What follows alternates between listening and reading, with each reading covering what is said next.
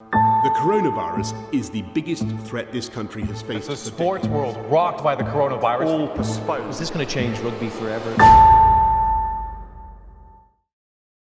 Like all sports, rugby union is getting to grips with the effects of the coronavirus pandemic, with the governing body World Rugby explaining that it has been a beneficial time for reflection. This has given us a great ability to reflect and look at ways that we can do things differently. And I think, if you don't have that kind of growth mindset of wanting to always try and better yourself and better how you can deliver and how you can be, better support for fans and players, etc., then you're never going to grow. And I genuinely believe that we need to keep this momentum going forward. What are the sort of positives that you might keep hold of when it does come back to keeping rugby going? I think further collaboration on important areas. We've probably had more dialogue with international rugby players in the last 2 months than we probably have in the last 2 years. Not just in terms of injuries, but mental health, fatigue, travel, all these kind of things. They've been invaluable, absolutely invaluable.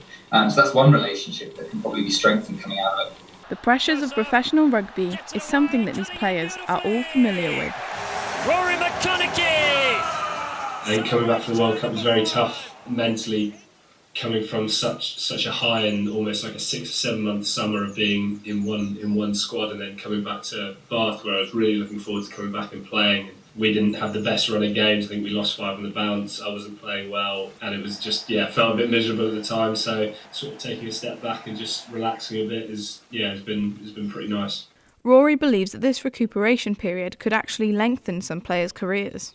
It might actually be a blessing in disguise in terms of it takes a massive, mental but also physical toll on your body, playing week in, week out, and the body's taking an absolute battering each week. So actually a break might give them time to regenerate, and a few players out there getting an extra year on top of their career just because they'll be feeling better for it and a bit fresher. Despite these positives, rugby union is facing a financial crisis as a result of game cancellations. With grassroots rugby being hit the hardest, I wanted to find out how the suspension of rugby has affected these clubs. Well, I think it's like any club, it's a struggle, I think, the Saturday income and maybe Friday nights, they pay for, paying the staff and stuff like that. So, it's tough times, but, there's other clubs elsewhere which probably, could fold, and that's a worrying point. But, we've got a very good fan base in Brecon, so very lucky indeed.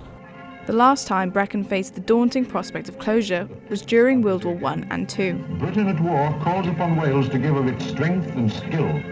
The club started in 1868 and it continued playing rugby right up until the First World War.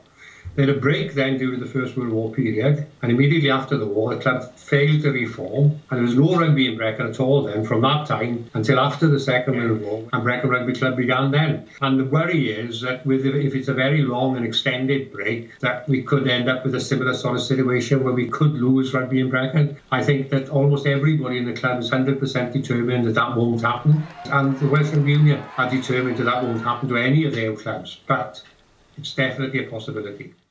The crisis has triggered talks at the highest level.